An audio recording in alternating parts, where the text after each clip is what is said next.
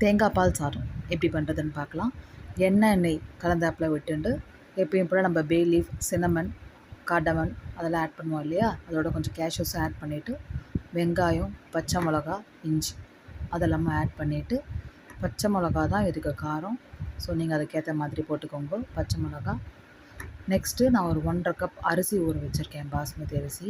அதை ஆட் பண்ணிவிட்டு 1.5 கப்புக்கு 3 கப் தேங்காய் பால் நான் எடுத்து வச்சுருக்கேன்.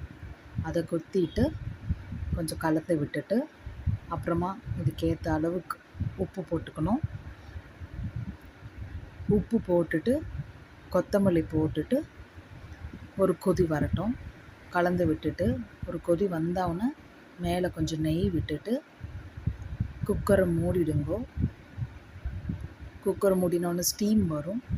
ஸ்டீம் வந்துட்டு விசில் போட்டுருங்கோ. விசில் வெயிட் போட்டுட்டு சிம்மில் போட்டுட்டு வெயிட் போட்டோன்னே சிம்மில் போட்டுடணும். சிம்மில் போட்டுட்டு கரெக்டாக ஒரு 10 நிமிஷம் கழிச்சு அணைச்சிங்கன்னா நல்லா உதிராக தேங்காய் பால் சாதம் ரெடி. சூப்பராக இருக்கும். ட்ரை பண்ணி பாருங்கள். பாய்.